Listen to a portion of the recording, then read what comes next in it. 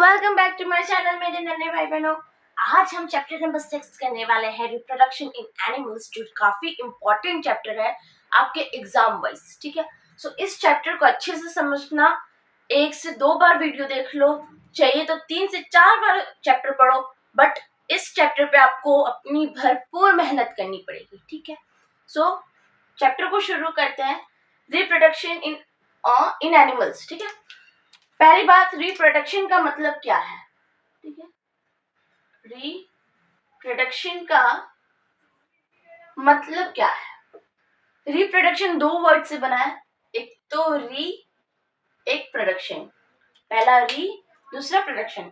यानी जो चीज प्रोडक्शन हो चुकी है, जो चीज प्रोड्यूस हो चुकी है, उसको वापस से रिप्रोड्यूस करना।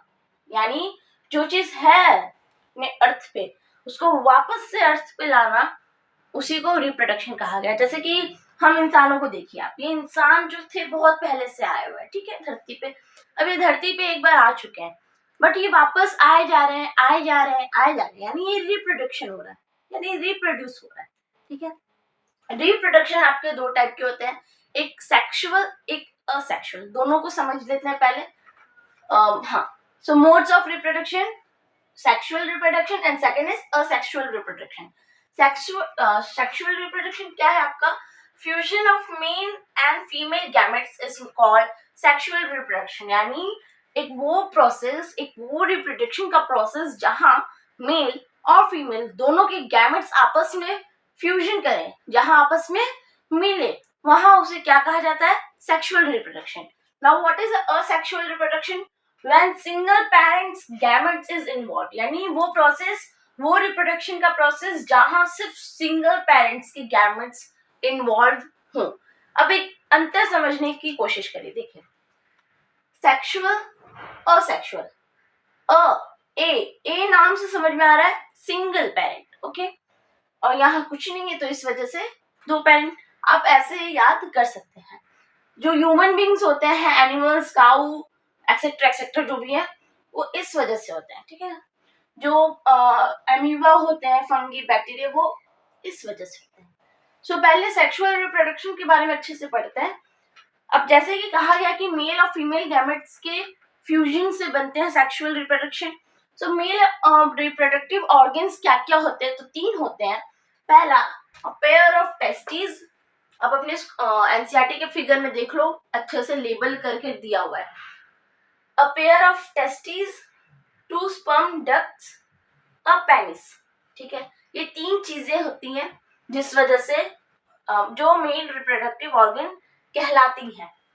अब ये देखो, ये जो पेयर ऑफ टेस्टिस होता है ना, यही प्रोड्यूस करता है मेल गैमेट्स को, जिसे हम क्या कहते हैं? स्पर्म कहते हैं। जिसे हम क्या कहते हैं? स्पर्म कहते हैं। It produce male gametes called sperm.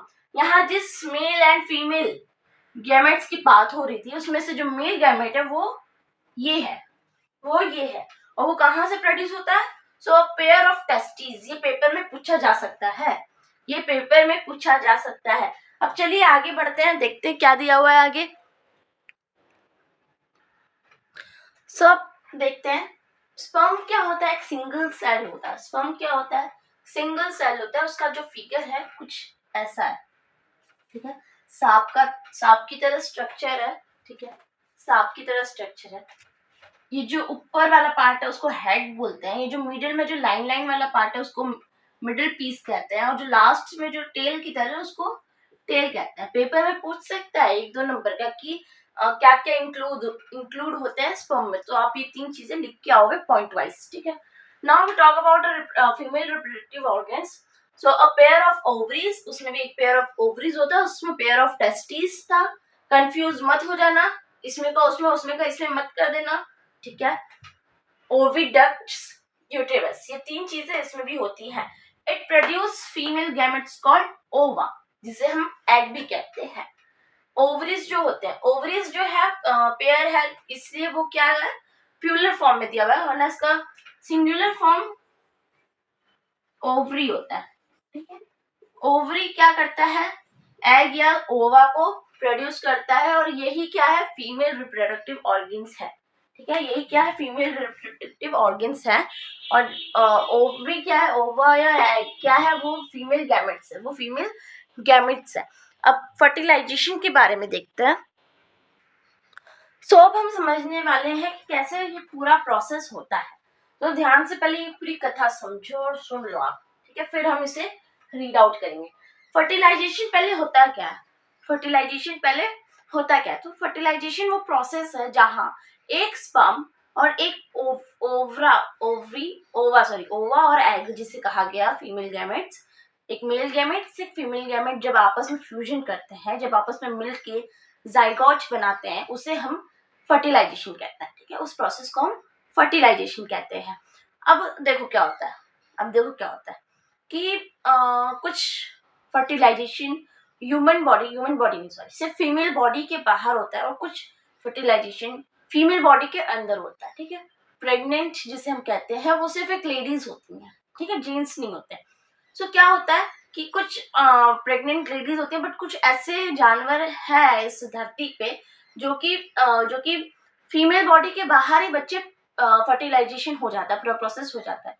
सो वो कैसे होता होगा, सो ऐसे होता होगा कि जो फीमेल या जो फीमेल बॉडी के अंदर फर्टिलाइजेशन का पूरा प्रोसेस होता है, जब बेबी फीमेल बॉडी के अंदर से ग्रो अप होता है, उसे इंटरनल फर्टिलाइजेशन कहते हैं। और जो बाहर बच्चा पैदा हो जाता है विदाउट द फीमेल बॉडी, ठीक है, वहां वो कैसे होता है, वो एक एक्सटर्नल फर्टिलाइजेशन कहा जाता है, उसको एक एक्सटर्नल फर्टिलाइजेशन कहा जाता है। बेसिकली ये एक्सटर्नल फर्टिलाइजेशन फ्रॉग में होता है। ठीक है, फ्रॉग में होता है। ठीक है, अब ये देखो कैसा होता है, पानी में मेंढक रहते हैं। ठीक है, मेंढक या फ्रॉग पानी में रहते हैं, पानी में ही एक स्पर्म मिलता है और एक ओवा जिसे एग कहा जाता है, ये आपस में फ्यूज्ड होते हैं, आपस में मिलते हैं। ठीक है, आपस में कांटेक्ट बनाते हैं, तब जाके ये एक जाइगोट हो जाता है, जिसमें से जो टेल वाला पार्ट रहता है वो निकल जाता है यहाँ से, और जो हेड रहता है वो अंदर आ जाता है, और एक ओवा रहता है, ये आपस में जब मिलते हैं तो एक जाइगोट बनता है। ध्यान से सुनो, ठीक है। सो पानी के बाहर ही हो जाता है। तो आपने देखा होगा मिस्टर बीम में एक बार एक सीन दिखाया गया था कि वो किसी तालाब के साइड से कुछ ढेर सारे ऐसे वाले स्ट्रक्चर के ढेर सारे हाथ में उठा के लेके आ गया था और लाके घर में रख दिया था, और नेक्स्ट डे मॉर्निंग में उसे दिखता है कि बहुत सारे मेंढक उसके घर में आ गए।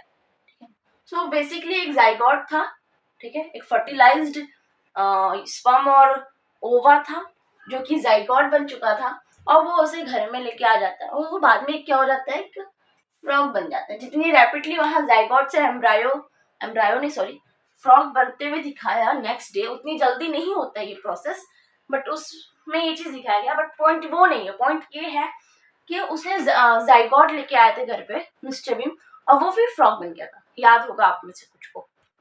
सो ये पूरी चीज है, ये पूरी बात है।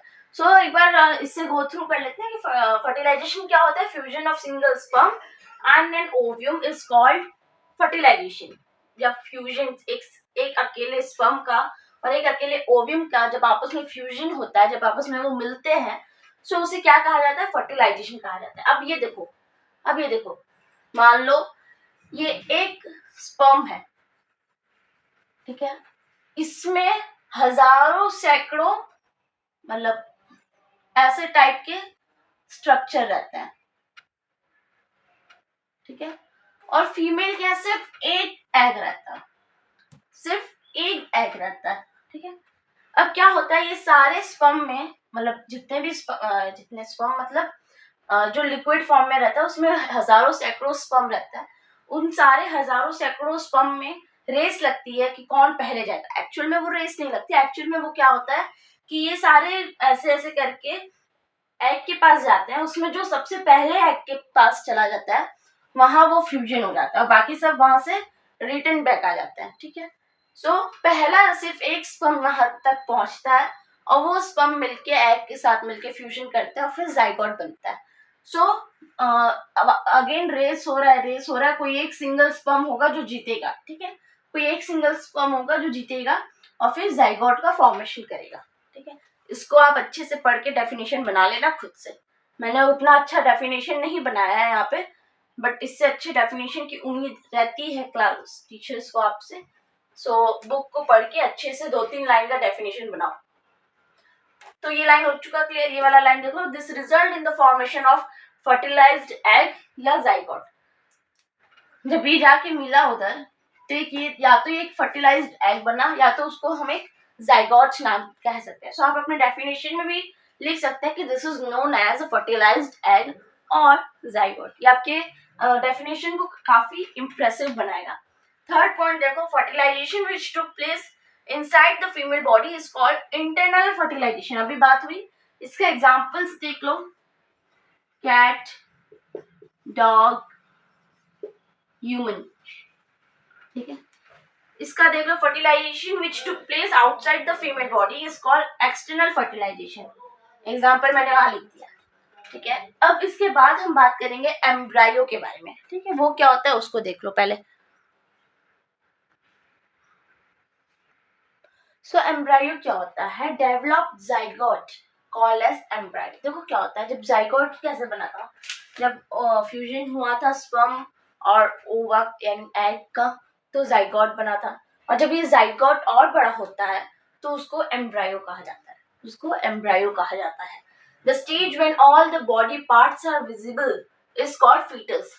एम्ब्रायो का वो स्टेज जब उसके हर बॉडी पार्ट्स हमें दिख रहे हो या डॉक्टर को दिख रहे हो, तब उसे क्या कहा जाता है, फीटस कहा जाता है।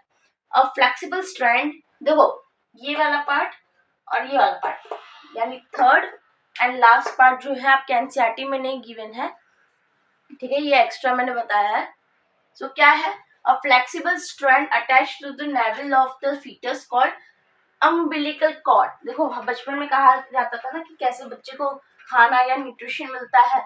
सो मम्मी के पेट के थ्रू एक नाभि, मम्मी के पेट और बच्चे के नाभि में एक पाइप जैसा मम्मी हमें बताया करती है कि होता था। ठीक है, सो उसी पाइप की बात हो रही है, उसे क्या कहा जाता है, अम्बिलिकल कॉर्ड। ठीक है, फ्लेक्सिबल होता है। Embryo covered in the wall of uterus, यानी मम्मा के पेट में वो एक वॉल से कवर्ड होता है, उस वॉल को यानी उस थिन मेम्ब्रेन को क्या कहा जाता है, एम्नियन कहा जाता है। और उस थिन वॉल और उस बाहर वाले कवर में फ्लूइड लिक्विड आता है, उसको एमनियोटिक फ्लूइड कहा जाता है। अब एक इधर फिगर बना के समझा दे रही हूँ, उसको देख लो।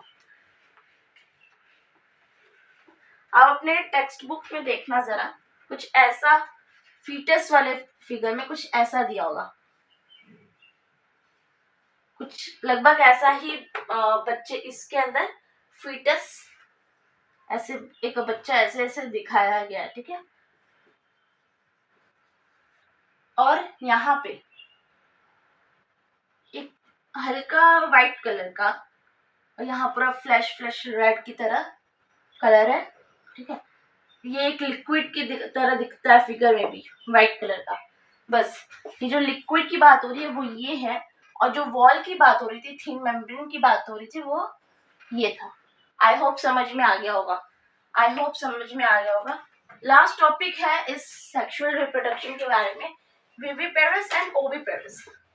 उसको भी देख लेते हैं, काफी छोटा सा है, इजी है, कुछ है नहीं उसमें खास, बस इतनी स्पेस की जरूरत है।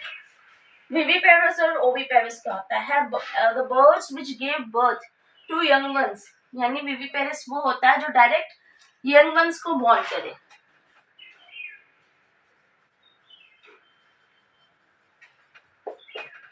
बर्थ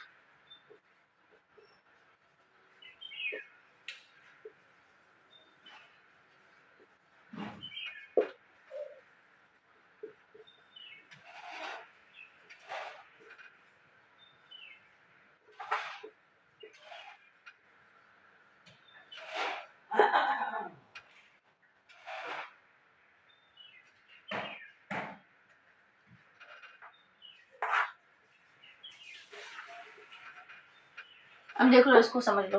विविपेरस क्या होता है, जो डायरेक्ट एक बेबी को बॉर्न करे। ठीक है, और ओविपेरस क्या होता है, जो अंडे दे, जैसे मुर्गी अंडे देती है, बट इंसान अंडे नहीं देता, इंसान डायरेक्ट एक बच्चा देता है। ठीक है, यंग वंस को बॉर्न करता है डायरेक्ट। सो हम इंसान, जानवर, कुत्ते क्या हुए, जानवर कुत्ते नहीं, हम इंसान, कुत्ते, गाय बिल्ली, कैट, ये सब क्या किस में आ गए, विविपेरस में। और जो अंडे देते हैं मुर्गी जैसे कि पिजन, क्रो, वो ओविपेरस में आ गए, वो ओविपेरस में आ गए। काफी लंबा टॉपिक था सेक्सुअल रिप्रोडक्शन का, इसको एक बार समअप कर लेते हैं, फिर असेक्सुअल वाले पे जंप करेंगे।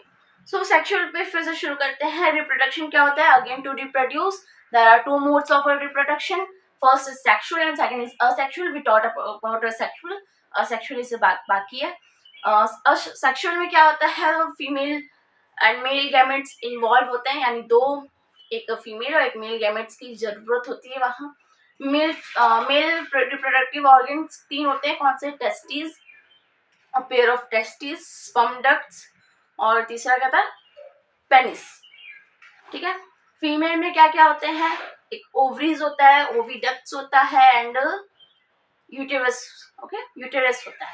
लास्ट फर्टिलाइजेशन क्या होता है? Fertilisation is a process of a single sperm and ova. ठीक है, दोनों मिलके क्या बनाते हैं? इस प्रोसेस को क्या कहते हैं? स्पर्म फर्टिलाइजेशन कहते हैं। ये दोनों क्या बनाते हैं? जाइगोट बनाते हैं। जब जाइगोट डेवलप हो जाता है तो एम्ब्रायो बनता है। एम्ब्रायो जब डेवलप होके, जब उसकी figure shape, body parts identical हमें विजिबल होते हैं, तो उसे फीटस कहते हैं। ठीक है, उसे फीटस कहते हैं। वो कॉर्ड जो मम्मा के पेट से और बच्चे के नेवल यानी नाभि से कनेक्टेड रहता है, उसे क्या कहा जाता है? यूम्बिकल कॉर्ड कहा जाता है।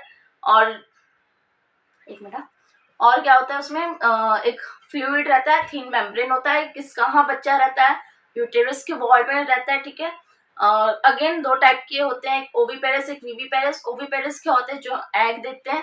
विविपेरस जो डायरेक्ट एक यंग वंस देते हैं।